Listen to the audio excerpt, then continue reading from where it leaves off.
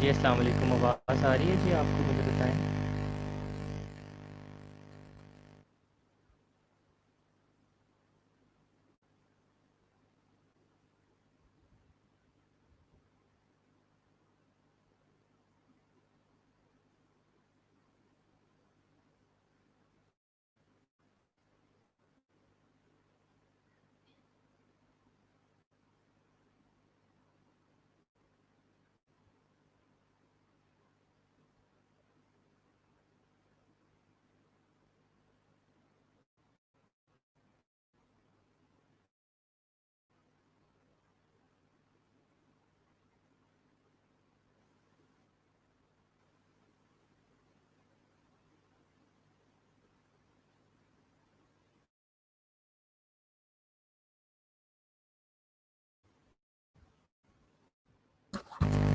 आज फिर शोर है, ये रोज़ ही शोर होता है यार इधर। तो कोई हुआ नहीं ठीक शोर आपका यहाँ?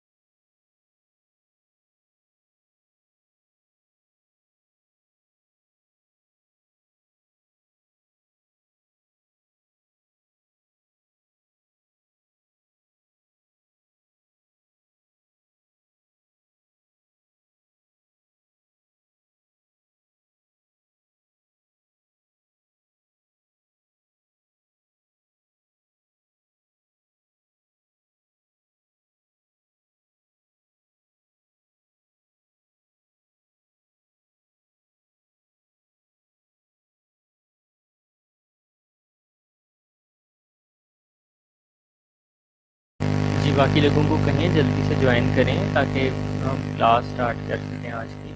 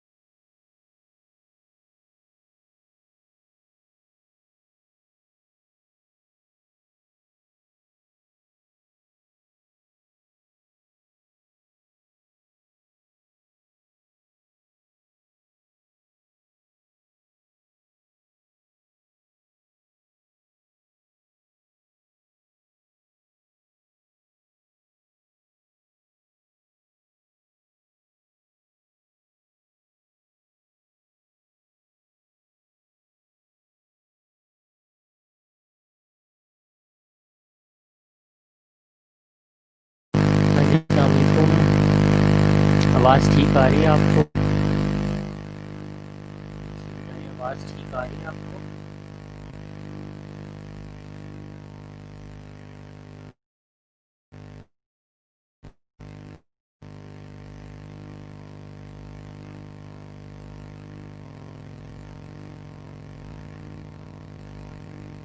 शोर यार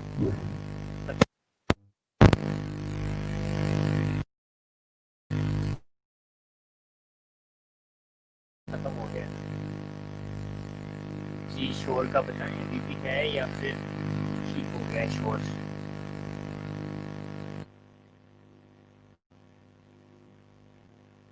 जी शोर का बताएं। जैसे रीड।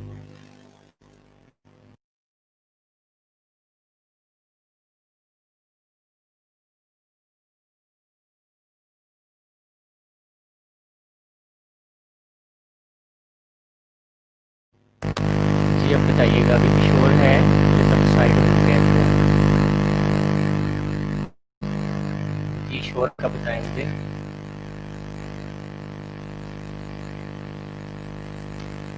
जी क्लास।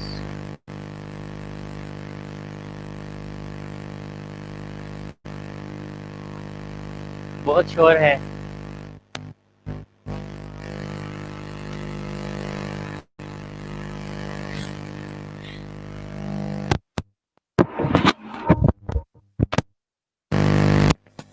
जी भी श्योर है। अब बताएं, अब आ रहा है? अभी भी आ रहा है? अब ठीक है, चलें, अच्छी बात है। चलें जी, लास्ट टाइम कहाँ तक पढ़ा था, थोड़ा सा मुझे बताएं। जी ज़रा समराइज करें, लास्ट हमने क्या क्या पढ़ा था, फिर हम आगे पढ़ते हैं। जी लास्ट क्या पढ़ा था हमने?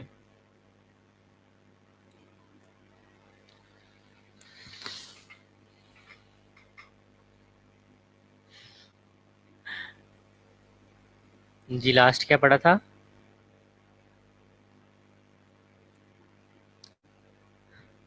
यार वो तो पीडी का पढ़ा था ना, मेंटल हेल्थ का बताएं असर्टिवनेस तक। पीडी का तो हमारा ट्यूसडे को होता है ना लेक्चर। आज तो मेंटल हेल्थ का है।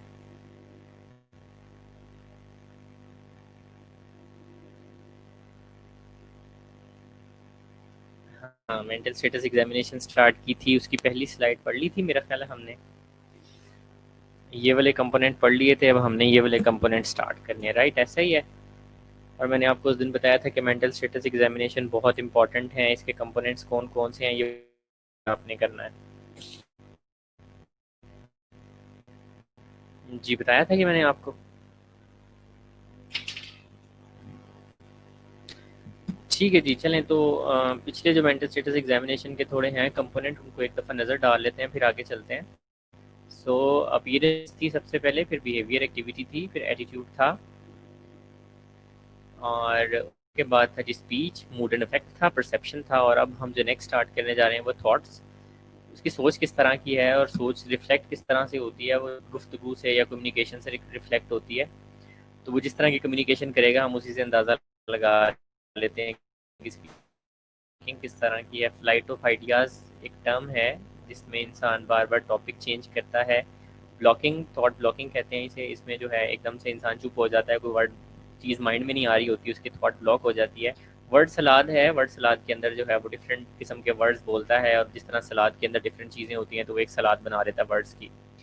Next is sensorium cognition, level of consciousness देखते हैं इसके अंदर कि टाइम प्लेस पर्सन से वो है कॉन्शियस या नहीं। जीसीएस भी इस्तेमाल करते हैं और उसकी कंसंट्रेशन देखी जाती है। तो मोस्टली जो मेंटली सिक पेशेंट्स होते हैं वो फिर उनका लेवल ऑफ कॉन्शियसनेस भी ठीक नहीं होता है। जजमेंट पे आ जाते हैं। Take responsibilities for the actions, उससे जब भी कोई कहेंगे कि उसने कोई गलत काम किया होगा वो आपको कहेगा कि जी ये मैंने नहीं किया, ये फलाने बंदे ने किया है। मेक रैशनल डिसीजन मेकिंग, क्या वो चीज़ों की रैशनल दे सकता है, क्या वो प्रॉपरली डिसीजन मेक कर सकता है, तो जजमेंट में आ जाता है। नेक्स्ट आ जाते हैं इनसाइट के ऊपर। तो insight is about ability to understand the cause and nature of the on and other situations. Insight का मतलब डिफरेंट चीज़ों को डिफरेंट एंगल से देख पाना, अपने आप को समझ पाना, अपनी सिचुएशंस को समझ पाना। तो ये भी इसके अंदर एग्जामिनेशन की जाती है और रिलायबिलिटी देखी जाती है। Reported information accurately completely, mostly झूठ बोलते हैं जो साइकेट्रिक पेशेंट, या फिर आप पे ट्रस्ट नहीं करते हैं, या अपने आप पे और दूसरों पे ट्रस्ट नहीं करते हैं। बाकी जो यहाँ पर जो मेंटल स्टेटस एग्जामिनेशन में आपसे डिस्कस कर रहा हूँ, this is very very brief. जो डिटेल मेंटल स्टेटस एग्जामिनेशन है वो इंशाल्लाह ताला हमारा नेक्स्ट लेक्चर होगा असेसमेंट के हवाले से, उसमें हम डिस्कस करेंगे। तो अभी हम नर्सिंग प्रोसेस को जो है वो कंटिन्यू करते हैं। सो इंटरव्यू पार्टिसिपेंट ऑब्जर्वेशन, हम अभी देख रहे थे, अभी हम पहला वाला स्टेप असेसमेंट पढ़ रहे थे। तो असेसमेंट में नर्स का पार्टिसिपेंट ऑब्जर्वेशन या फिर इंटरव्यू के अंदर क्या रोल होगा। Number 1, to maintain messages conveyed by the patient. Patient जो मैसेज कन्वे किए हैं उनको मेंटेन रखना, कहीं पे लिख लेना या फिर देख लेना, मतलब डॉक्यूमेंट कर देना। Be aware of her responses to the patient, patient के रिस्पॉन्सेज से अवेयर रहना है, किस तरह के रिस्पॉन्सेज दे रहा है। She should be prepare to consult with members और other people knowledgeable about the patient. Patient के जो दूसरे हमारे हेल्थ केयर मेंबर्स हैं के साथ अच्छे तरीके से कम्युनिकेट करना, पेशेंट की findings and everything. The nurse also might using other information sources including the patient's healthcare reports, nursing care plans, nursing reports, change of the shift report. तो ये सारा जो है सेकेंडरी डाटा भी बीइंग अ नर्स हम patient की observation करने के लिए, पेशेंट का ख्याल रखने के लिए ऑब्जर्व कर सकते हैं, पेशेंट की कंडीशन का अंदाज़ा लगाने के लिए. नेक्स्ट आ जाती है नर्सिंग डायग्नोसिस.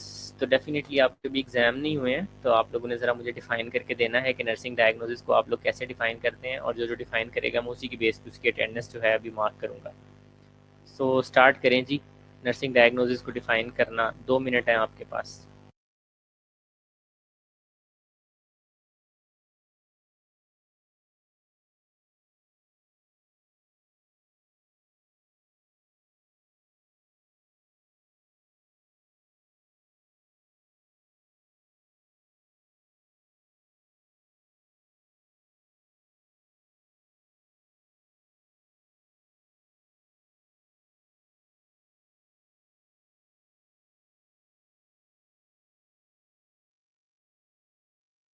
अपने नाम नहीं लिखे भेजने, डेफिनेशन लिख के भेजनी है नर्सिंग डायग्नोसिस की, और जो जो डेफिनेशन लिख के भेजेगा उसकी अटेंडेंस लगाऊंगा.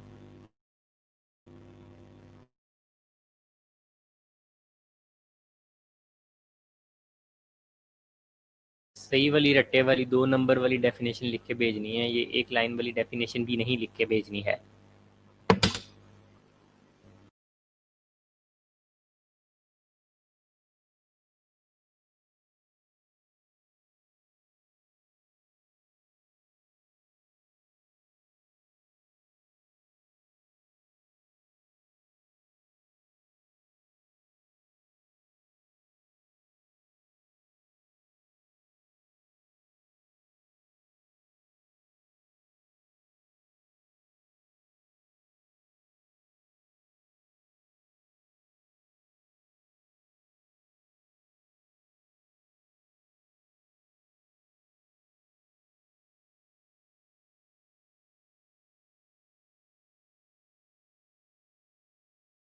जी सोबिया अला बख्श ने भेजी, राबिया परवीन ने डेफिनेशन भेजी, आशा रजाक ने बड़ी अच्छी डेफिनेशन भेजी है जी.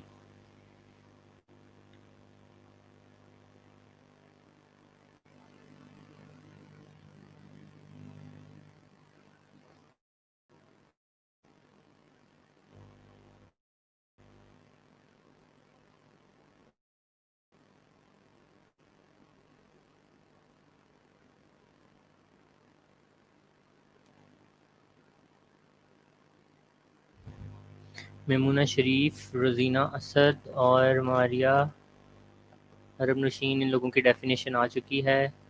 चलें जी, ठीक है. कहीं से कॉपी पेस्ट करके भेज रहे हो डेफिनेशन, ये अच्छी बात नहीं है. अपने से लिखनी थी, याद रखनी है. अभी एग्जाम्स नहीं हुए आप लोगों के. चलें. सो नर्सिंग डायग्नोसिस की डेफिनेशन है clinical judgement about individual, family और कम्युनिटी रिस्पॉन्स टू एक्चुअल और potential health problem, life process. A nursing diagnosis provide the basis for selection of nursing interventions to achieve outcome for which the nurse is accountable. तो nursing diagnosis क्या है? एक statement बनाते हैं. Statement के अंदर हम पेशेंट की एक्चुअल और पोटेंशियल हेल्थ प्रॉब्लम को डिस्कस करते हैं. हम पेशेंट की एक्चुअल या जो उसको प्रॉब्लम है, पोटेंशियल या उसको प्रॉब्लम होने वाली है, उसको हम रेट करते हैं और उसको एविडेंस देते हैं, और उसके बाद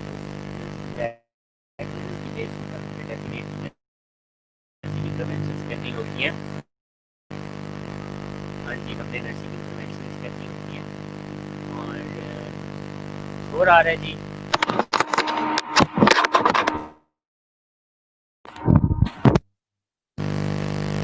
अच्छा जी, आप मुझे बताएं शोर जी, शोर का बताएं जी. हुआ है शोर?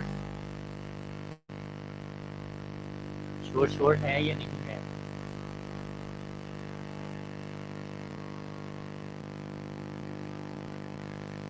जी शोर बताइए ताकि मैं नेक्स्ट बताऊं.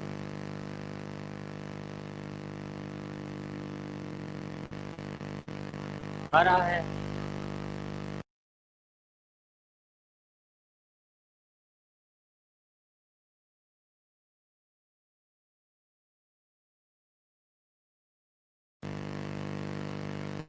जी आप बताएं शोर ठीक हुआ आपका?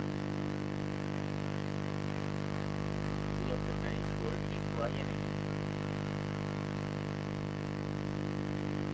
अभी भी है शोर? जी अभी भी है शोर।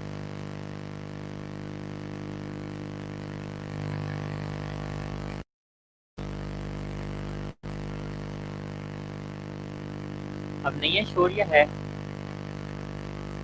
अरे भाई, चलिए मैं रिफ्रेश करता हूँ ज़रा फोन।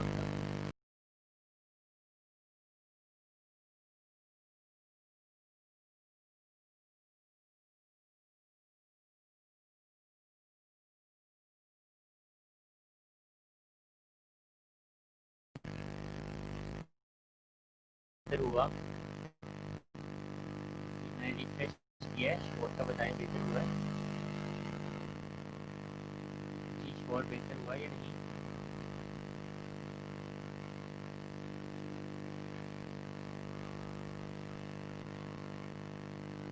बताइए।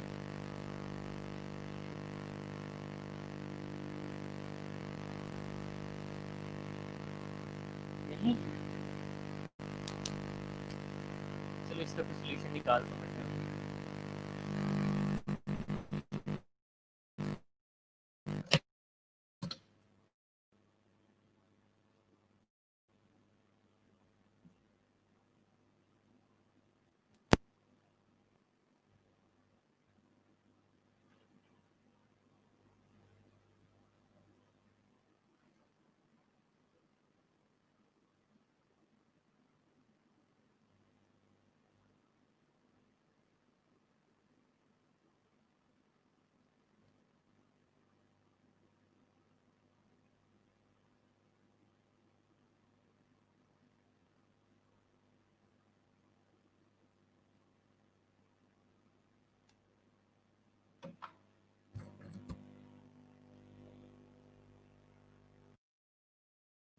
जी अभी भी आ रहा है शोर आपको? बताएं। जी शोर आ रहा है, ये ठीक हो गया है, बताएं।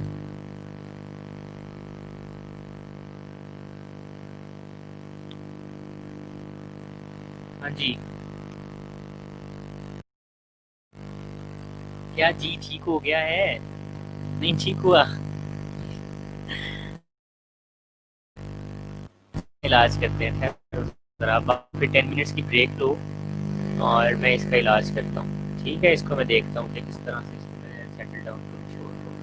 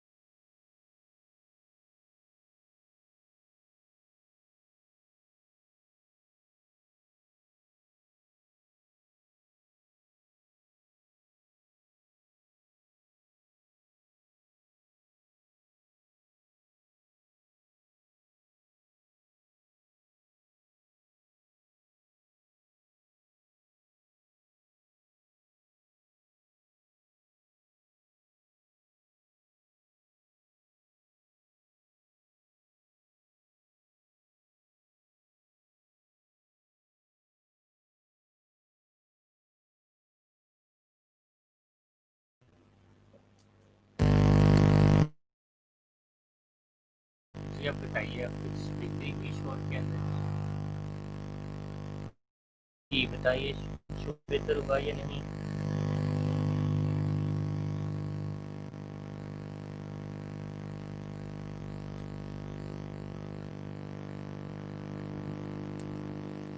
जी क्लास शोर में तो बेहतरी आई।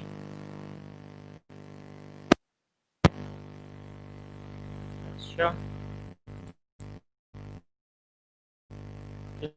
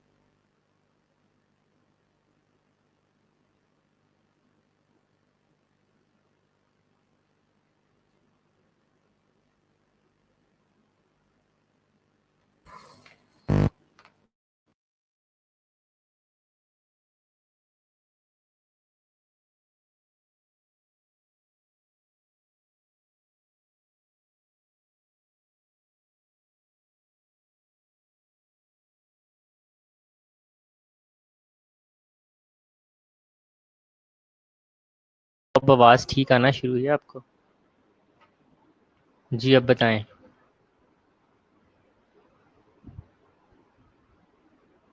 जी आवाज़ ठीक आ रही है अब? होगी ठीक आवाज़? जल्दी जल्दी बताएं अब।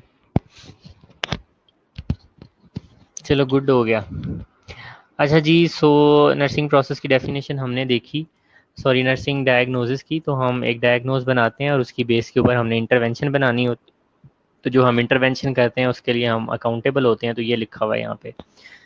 So, psychiatric mental health registered nurse analyze the assessment data to determine diagnosis or problems including level of risk. तो डेफिनेटली डाटा को एनालाइज करके जो असेसमेंट पे हमने गैदर किया होता है उसकी बेस पे नर्सिंग डायग्नोज बनाते हैं। लेकिन जो साइकेट्री मेंटल हेल्थ की नर्सिंग डायग्नोसिस हैं ये फिजिकल नर्सिंग डायग्नोसिस से थोड़ी सी डिफरेंट होती हैं, इस पर थोड़ी सी मेहनत करनी पड़ेगी। और आपको मैं एक लिस्ट ऑफ नर्सिंग डायग्नोसिस दूंगा जो आप लोगों ने याद करनी है बड़े अच्छे तरीके से, ठीक है? तो वो लिस्ट आप याद कर लीजिएगा और उससे फिर आपके लिए जो है ना इजी हो जाएगा डिफरेंट डिफरेंट।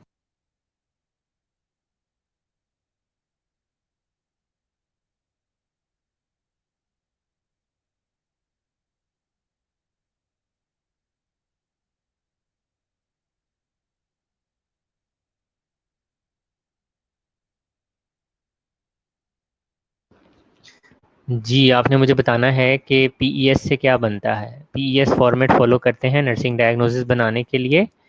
पीईएस से क्या बनता है? पीईएस।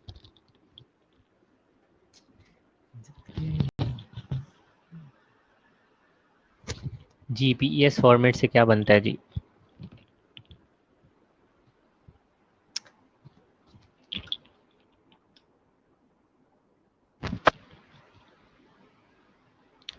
जी पीईएस फॉर्मेट।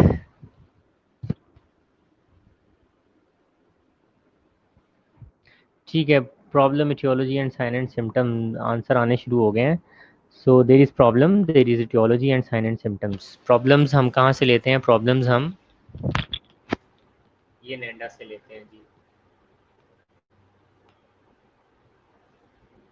ठीक है, तो प्रॉब्लम वाली स्टेटमेंट हम नेंडा से लेते हैं। अब आपने मुझे ये बताना है कि नेंडा क्या चीज़ है। जी नेंडा क्या है? नेंडा, व्हाट इज़ नेंडा? नेंडा क्या होती है? जी नेंडा क्या है? नेंडा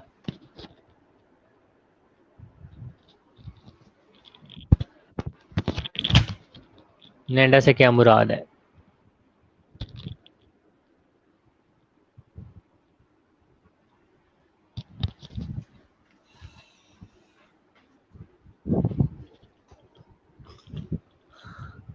north American Nursing Association NANDA जी, North American Nursing Diagnosis Association है भाई। ठीक है, तो बेसिकली जो हमारी प्रॉब्लम स्टेटमेंट है वो हमने नेंडा से लेनी होती है, कभी भी अपने पास से नहीं लिखते। अगली चीज़ है टियोलॉजी, कि वो जो प्रॉब्लम बनी है उसकी टियोलॉजी क्या हुई है, उसकी वजह क्या बनी है। और तीसरी चीज़ है हम उसको सपोर्ट करते हैं साइन एंड सिम्टम्स के साथ। ठीक है, problem, aetiology, sign and symptom. अच्छा, प्रॉब्लम और इटियोलॉजी के दरमियान में एक वर्ड लगाया जाता है, वो कौन सा वर्ड है? प्रॉब्लम और इटियोलॉजी के दरमियान में एक वर्ड लगाते हैं, वो कौन सा वर्ड है?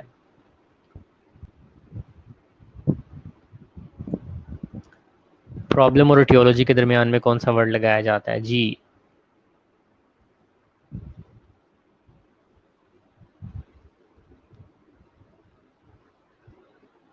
प्रॉब्लम और इटियोलॉजी को कौन से एक वर्ड से जोड़ा जाता है? Related to, very good. ठीक है, तो इटियोलॉजी और साइन एंड सिम्टम के दरमियान में क्या लगाया जाता है? जिन जिन लोगों ने एज एविडेंस बाय कहा है ना, खुद ही अपने आप को जो है ना क्या कहूँ मैं, प्रॉब्लम और इटियोलॉजी के दरमियान में रिलेटेड टू लगता है, और aetiology and sign and symptoms के दरमियान में एज एविडेंस्ड बाय या सेकेंडरी टू लगता है। एज एविडेंस बाय या सेकेंडरी टू लगता है, ठीक है, तो ये याद रखना है। अच्छा जी, ये आ भी गया पीईएस फॉर्मेट। तो पी से बनती है problem. It comes from the list of approved NANDA nursing diagnosis such as ineffective coping और डिस्टर्ब थॉट प्रोसेस। तो उसमें हम अल्टर्ड न्यूट्रिशन पढ़ते थे, अल्टर्ड बॉडी टेम्परेचर, हाइपरथर्मिया वगैरह पढ़ते थे। तो ये साइकेट्री की नर्सिंग डायग्नोसिस हैं, मेंटल हेल्थ की नर्सिंग डायग्नोसिस हैं, तो ये नेंडा से लेते हैं हम। So nursing diagnosis such as ineffective coping और डिस्टर्ब थॉट प्रोसेस, तो ये नेंडा की बुक में लिखी होती हैं। तो ये हमने डेफिनेटली वहाँ से ही लेनी होती है। Some nursing diagnosis required qualifying statement based on the nature of the problem.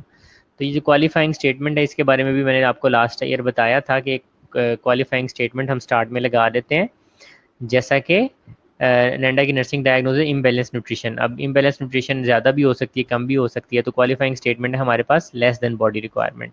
Self care deficit एक लंबी टर्म है कि किस चीज़ की सेल्फ केयर डेफिसिट है। तो अगर सेल्फ केयर डेफिसिट के आगे हम लगा दें बाथिंग, ड्रेसिंग, ग्रूमिंग, फीडिंग, ठीक है, या total self care deficit total लगाएंगे तो सारी की सारी सेल्फ केयर वो नहीं कर पा रहा। सेल्फ केयर डेफिसिट बाथिंग लगाएंगे तो वो बाथिंग नहीं कर पा रहा होगा। तो ये क्वालिफाइंग स्टेटमेंट लगा रहे हैं। नॉन कंप्लायंस मेडिकेशन से है, मेल्यू एक्टिविटीज़ से है, साइकोथेरेपी से है, तो ये भी इस तरह से बन सकती है। नॉलेज डेफिसिट किस चीज़ के बारे में नॉलेज डेफिसिट है, डिजीज़ प्रोसेस के बारे में है, मेडिकेशन के बारे में है। तो ये क्वालिफाइंग स्टेटमेंट जो है ये डेफिनेटली हमारी नर्सिंग डायग्नोसिस को और ज़्यादा एक्यूरेट और स्पेसिफिक बना देती है। अच्छा जी, next we have etiology, is etiology known as related factor or contributing factor considered to be the cause of the problem nursing diagnosis। तो नर्सिंग डायग्नोसिस जो हमने बनाई है, इनइफेक्टिव कॉपिंग है या फिर एंग्जाइटी है, तो अब हमने देखना है कि उसकी वजह क्या बनी है, तो उसकी फिर वजह हमने ढूंढ के लिखनी होती है। So often accompanied by several etiological factors, these factors may be psychological, biological, relational, environmental, situational, developmental और सोशो कल्चरल। तो ये डिफरेंट तरह के जो हमारी कॉजेज़ हैं उनमें से कोई भी कॉज आ सकती है जो हमारे पेशेंट में होती है। Altered thought process related to psycho social stressor, हाँ, कि उसे साइको सोशल स्ट्रेसर था, उसकी वजह से उसका थॉट प्रोसेस जो है वो अल्टर्ड हो गया है। तो ये जो अल्टर्ड थॉट प्रोसेस है ये आप देख सकते हैं कि अल्टर्ड थॉट प्रोसेस है, ये क्या है, ये डेफिनेटली आपकी नैंडा सली की नर्सिंग डायग्नोसिस है। उसके बाद हमने रिलेटेड टू लगाया और साइको सोशल स्ट्रेसर जो है ये आपकी इटियोलॉजी आ गया। सही है। So altered thought process as result of the schizophrenic process, तो एज रिजल्ट ऑफ भी इस्तेमाल होता है, लेकिन ये नहीं इस्तेमाल किया जाता। हम मोस्टली या जिन लोगों जो सारे लोगों को पता है वो रिलेटेड टू ही है, तो आपने रिलेटेड टू ही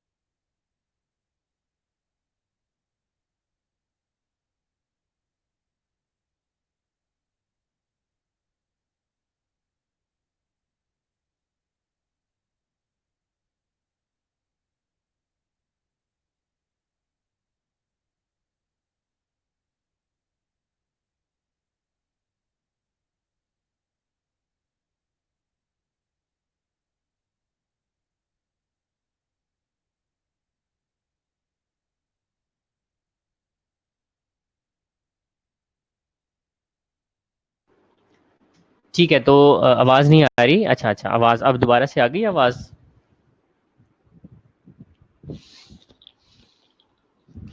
हाँ जी, आ गई आवाज़। आ गई यार। तो अच्छा, लास्ट वर्ड क्या सुना था मेरा, ताकि मैं वहीं से स्टार्ट करूं। जी, लास्ट वर्ड क्या सुना था आपने।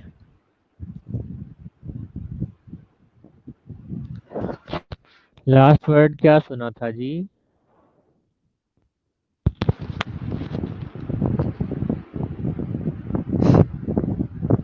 जी, लास्ट वर्ड मेरा क्या सुना था आपने, मुझे ये बताएं ताकि मैं वहां से आगे चलूं।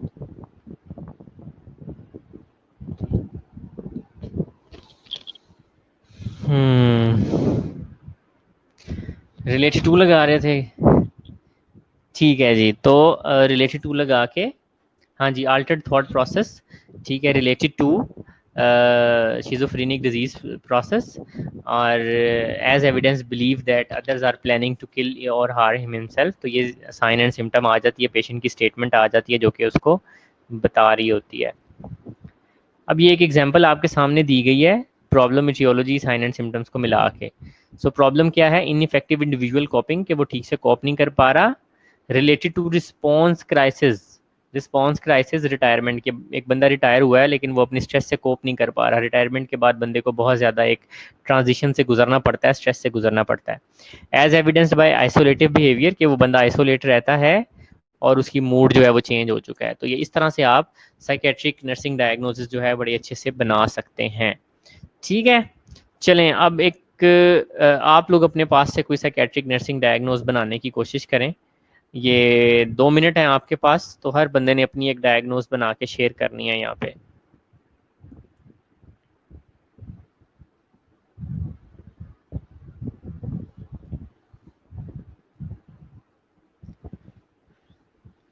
जी 2 मिनट हैं आपके पास, तो हर बंदे ने यहाँ पर एक डायग्नोज बना के शेयर करनी है। हरी आप जल्दी कर लें।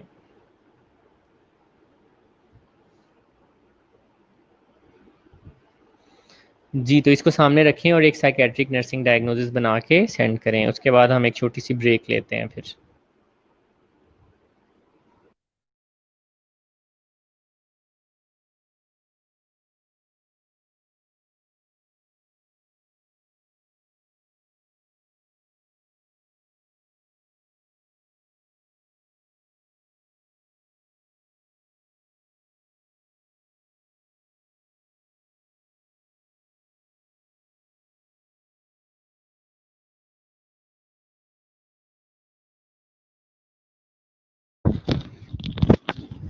जी पावरलेसनेस बिल्कुल बन सकती है, लेकिन मैं आपसे complete nursing diagnosis with related factors लगा के आपको कह रहा हूँ कि बनाएं।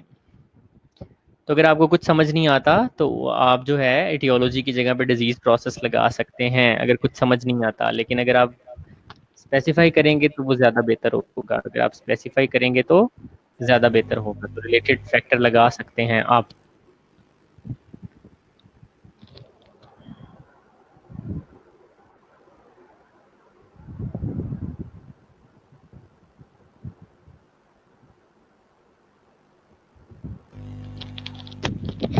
जी एक नर्सिंग डायग्नोसिस बना के आपने सेंड करनी है, उसके बाद जो है फिर हम एक छोटी सी ब्रेक करेंगे।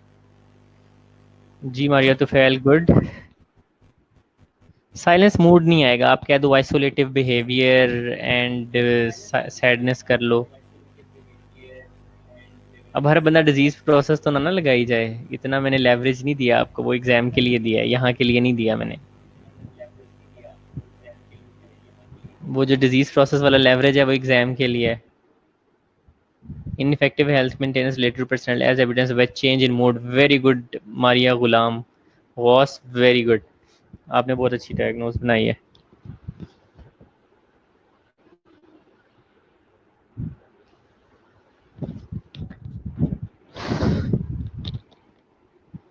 जी जी आवाज़ आ रही है, अब अपना इंटरनेट कनेक्शन प्लीज़ चेक करो, आवाज़ आ रही है सबको। अच्छा जी अटेंडेंस लगा लेंगे, ठीक है। चलिए अब 10 मिनट की ब्रेक करते हैं हम लोग, हाँ उसके बाद फिर हम लोग वापस आते हैं।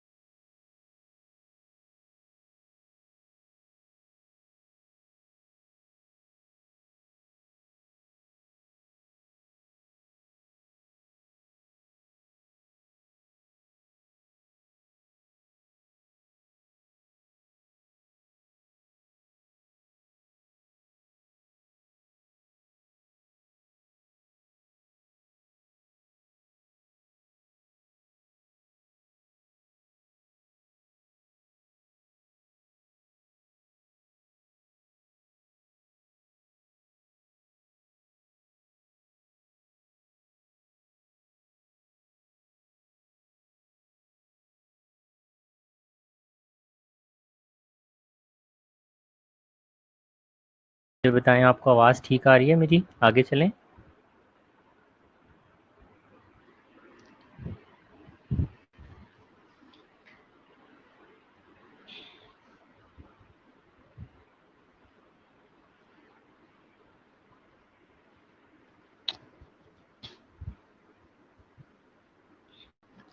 चलें जी, जब आप नर्सिंग डायग्नोसिस फिर बना लेते हैं तो उसके बाद अगला स्टेप तो डेफिनेटली प्लानिंग का होता है, लेकिन प्लानिंग में एक चीज़ होती है जिसको कहते हैं आउटकम आइडेंटिफिकेशन। आपने अपना एक गोल्स बनाने होते हैं, आउटकम बनानी होती है कि आप पेशेंट से चाह क्या रहे हैं। फॉर एग्जांपल वो जो पेशेंट हमने रिटायरमेंट वाली जिसकी नर्सिंग डायग्नोसिस देखी थी, तो हम उससे चाहेंगे कि वो क्योंकि आइसोलेट होकर बैठा हुआ है तो हम चाहेंगे कि 1 हफ्ते बाद वो थोड़ा बहुत बाहर निकलना शुरू करेगा, 2 हफ्ते बाद वो लोगों से घुलना मिलना स्टार्ट कर देगा। तो इसको आउटकम आइडेंटिफिकेशन कहते हैं कि हम अपनी केयर से क्या चाह रहे हैं। अगर हम पेशेंट को केयर प्रोवाइड करेंगे तो पेशेंट क्या करेगा।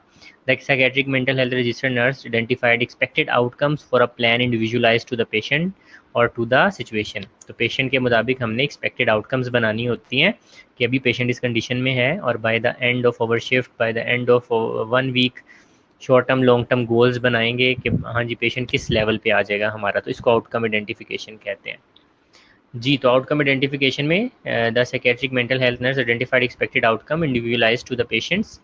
Example of outcomes include, for example, ineffective individual coping related to retirement, evidenced by isolative behavior, change in client interact with others, client and staff के क्लाइंट जो है वो लोगों से इंटरेक्ट करना शुरू कर देगा। तो ये हमारी एक्सपेक्टेड आउटकम होगी। तो आप देख सकते हो ये नर्सिंग डायग्नोसिस थी ऊपर, जो कि पीछे हमने एज एग्जांपल भी इस्तेमाल की है।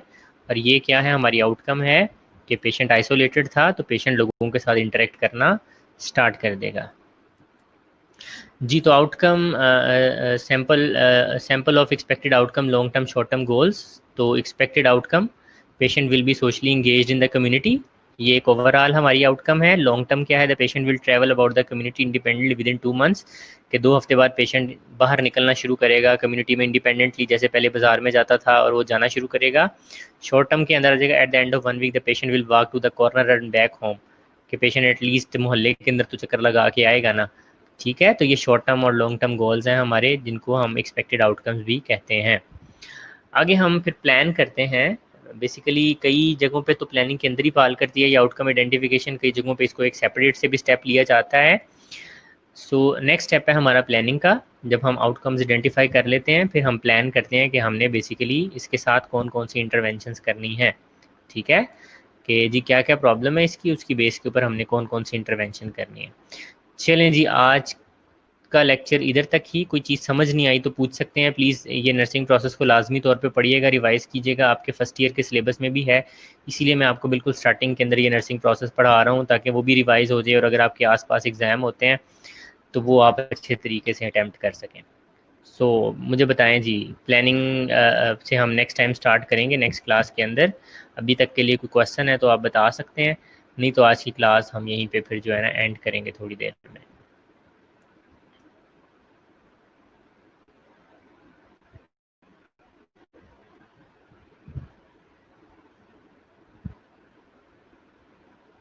जी अच्छा जी, बस यही सवाल है डेट शीट कब आएगी? डेट शीट भी आ जाएगी यार आप लोगों की। आई थिंक कुछ चल रहा है, जैसे ही बनेगी पता चलेगा मैं आपसे शेयर कर दूंगा। चलें जी, अपना बहुत सारा ख्याल रखिएगा और अल्लाह हाफिज़। इसको प्लीज़ ज़रा रीडिंग दे लीजिएगा, पढ़ लीजिएगा, और नेक्स्ट क्लास में फिर हमारी मुलाकात होती है मेंटल हेल्थ के हवाले से। चलें जी, अल्लाह हाफिज़।